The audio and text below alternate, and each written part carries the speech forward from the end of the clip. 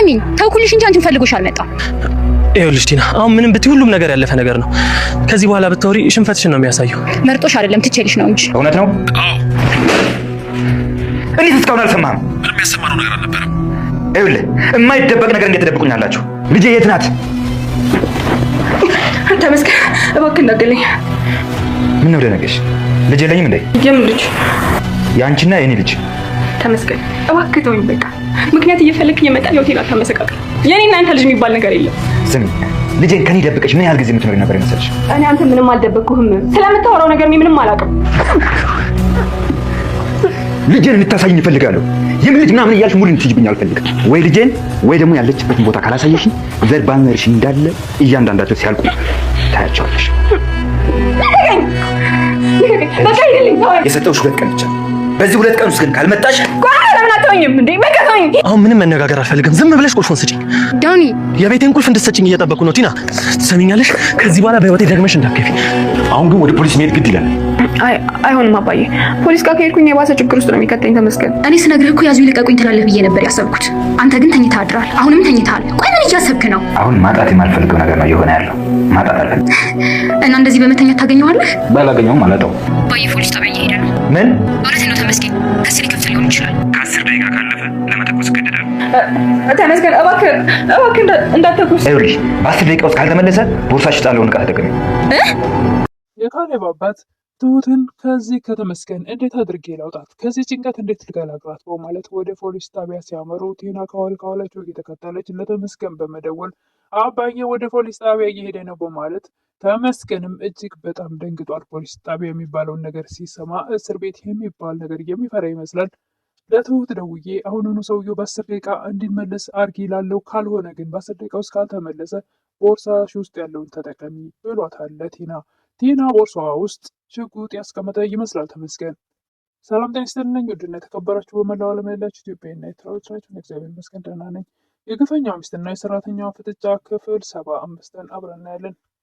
የባለፈው ክፍል ቲና ለተመስገን የትሁት ልጅ ያንተም ልጅ ናት ብላ በነገረችው ሰዓት ተንገዳግዶ እንደሰካራም ታንሸራቶ ሊወድቅ ሲሞክር ነበር ቪዲዮ ያለቀው። ቀጣዩ ክፍል ተመስገንም እንዴት ይህን ነገር እስከዛሬ አላወቅኩም በማለት ራሱን ከግድግዳ ያጋጭ ነበር።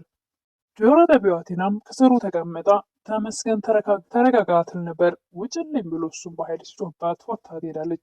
ትሁትም ለካሌብ አባት እኔ በህይወት እያለሁ ልጄ አንድ ቀንም ከሱ ጋር እንድትሆን አልፈልግም ትላለች። የካሌብ አባትም ታዲያ ቲና ተመስገን ቤት ሄዳ አንተ ምንድነው እንደዚህ ያረጋጋህ? እኔ እኮ ስትሰማ ለያዙ ይልቀቁኝ የምትል መስሎ ነበረ። ጭራሽ ተኝታ አድራለህ። አሁንም ተረጋግታል። ምንድን ያስከው? ማጣት የማልፈልገው ነገር ነው የሆነ ያለው ይላል። እና እንደዚህ ተኝተህ ነው እንደ የምታገኘው ትላለች። በጣም አላአጥቸው አልቀርም ይላል። ቲና ምን እንዳደርግ ነው የምትፈልጊው ይላል ተመስገን። አላውቅም፣ ግን ደግሞ ይህን ማስረጃ እንድትጠቀምበት እፈልጋለሁ ትላለች ቲና። እጠቀምበታለሁ፣ ነገር ግን አንቺ በምትፈልጊው መንገድ አይደለም ቲና። ይሄ ነገር ለእኔ ምን እንደሆነ አይገባሽም። እኔ ትሁትን ማጣት አልፈልግም እሺ ይላታል ቲናን። ዳኒ ከቲና ቁልፉን የቤቱን ቁልፍ ተቀብሎ ለኤደን ይሰጣታል። ይኸው ከአሁን በኋላ ከእኔና አንቺ መሀል እየገባ የሚያስጨንቀን የሚያስቸገር አይደለም። ስለዚህ ማስወገድ ያለብንን ነገር አስወግጃለሁ ይላል። ቁልፉን አንቺ ብለህ ተቀበልካት ትላለች ኤደን። ታዲያ ቤቱ ራሴ አይደል እንዴ? ደግሞ እኮ አመስግና መቀመጥም አልችልበትም ይላል ዳኒ። ኤደንም ከዚህ በኋላ የት ልትሆን ነው ትላለች። ይሄ እኛን ያስጨንቀናል ብለሽ ነው ይላል ዳኒ። እንደዚህ ከቤታችን እንደወጣች ከህይወታችን ብትወጣም ምን ያክል ደስተኛ ነው ነበር ትላለች ኤደን። ከኛ በላይ ከሆነ ትሁት በሷ በጣም ብዙ ተሰቃይተዋል። ከእነሱ ቤት ብትወጣ ሁሉም ነገር ስለሚሆን ነበር ይላል ዳኒ። ኤደንም እኔ በጣም የጓጓሁት ለምን እንደው ታውቃለህ? ካሌብና ትሁት ሲጋቡ ለማየት ነው የጓጓሁት። አባባም ወደ ፖሊስ አካል ደውለው የእኔ ልጅ እባክህ መቼም የሆነ እርዳታ አስፈልግ ነው ወደ እናንተ የምደውለው፣ ክስ መመስረት ፈልጌ ነበር፣ እንዴት ነው የህግ አካሄዱ ይላሉ። ጉዳዩ በህግ እንዲያዝልኝ እፈልጋለሁ ይላሉ። ተመስገን ቲናን ብቻዬን መሆን እፈልጋለሁ ውጭልኝ ይላታል። እሷም አረብሽም እዚህ ትንሽ መቆየት እፈልጋለሁ ትላለች። ከዳኒ ቤት ስለወጣች መሄጃ የላትምና እባክህ ትላለች። በእርግጥም በግልጽ ልትነግረው አልፈለገችም። አስወጣሽ እንደሱም ይላታል። ማነው እኔን የሚያስወጣኝ? ዳኒ ነው እንዴ? በጣም ይወደኛል እኮ ትላለች። ምናልባት ሳያቅሽ ሊያገባሽ ወይም ደግሞ ሊወድሽ ይችላል። ሲያቅሽ ግን አንድ ቀን ይፈታሻል።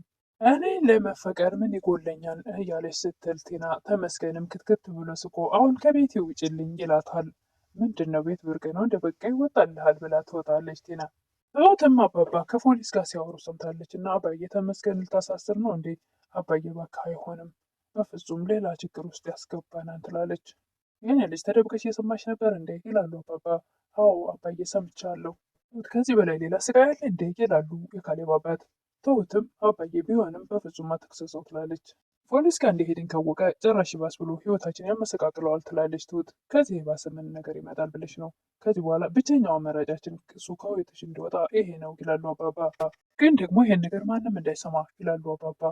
ቴናም ተመስገን አባሯት ከቤት ስትወጣ አባባን መንገድ ላይ ታገኛቸዋለች። አባዬ እባክህ ይቅር በለኝ፣ ባደረኩት ነገር ሁሉ ተጸጽቻለሁ፣ በድያቸዋለሁ ትላለች።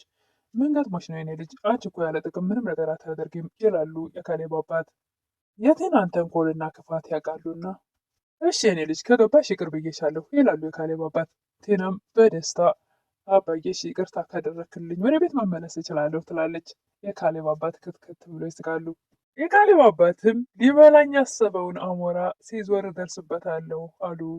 መድረሻ ስታጭ ደግሞ ተመልሰሽ መጣሽ ነው ጋር።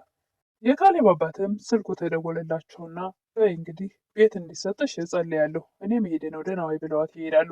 እኛ ቤት ያለሽን እድል እንደሆነ በቃ ጨርሰሽ አላብቅቷል ይላሉ። ተመስገንም የልጁንና የትሁትን ፎቶ እያየ ፈገግ እያለ ተገላብጦ ደጋግሞ እያየው እያለ ቲና ትደውላለች። አባዬ ወደ ፖሊስ ጣቢያ እየሄደ ነው ትለዋለች። ተመስገንም ምን ብሎ ይደነግጣል። እውነቴን ነው የምልህ ተመስገን፣ ክስ ሊመሰርት ሊሆን ይችላል። ከዚህ ሌላ ምን ከፖሊስ ጣቢያ የሚያገናኘው ነገር አለ? የት ነሽ በሚላት ሰዓት መንገድ ላይ ነኝ ትላለች። ተከታዩና የሚገባበትን አይተሽ እንዲመለስ እናደርጋለን።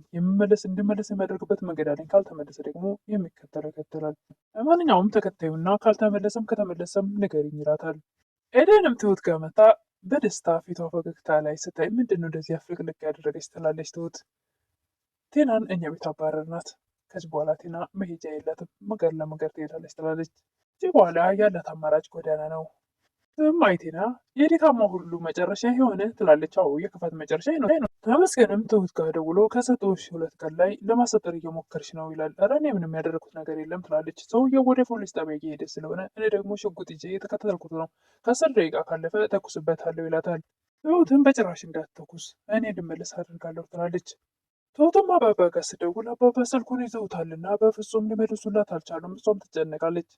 ቴናም ለተመስገን ድጋሚ ትደውላለች። እስካሁን አልተመለሰም እንደ ይላታል። ኧረ ረጅም ስልክ እያወራ ነው እባክህ ትላለች። እየተከታተልኩት ነበር ትላለች ቴና። በ10 ደቂቃ ውስጥ የማይመለስ ከሆነ ቦርሳሽ ውስጥ ያለውን እቃ ተጠቀሚ ይላል ተመስገን። ቴናም ምን ብላ ትደነግጣለች። ተመስገንም ቴና እንድተኩስበት አባባ ላይ ተናግሯል። ቴና አባባ ላይ ጨከና ተኩስ ሲሆን ታደርገዋለች። አታደርገውም አይባልም። ቤትም አትመለሽም ስላሏት የዛ መስጭታልና ከማንደኛቸውን ቤት ተባራ ሜዳ ለሜዳ መንገድ ላይ እየተንከራተተች ስለሆነ አባባ ላይ ተኩስም ማለት አይቻልም። ለዛሬ የግፈኛው ሚስትና የሰራተኛው ፍጥጫ ይሄን ይመስል ነበረ።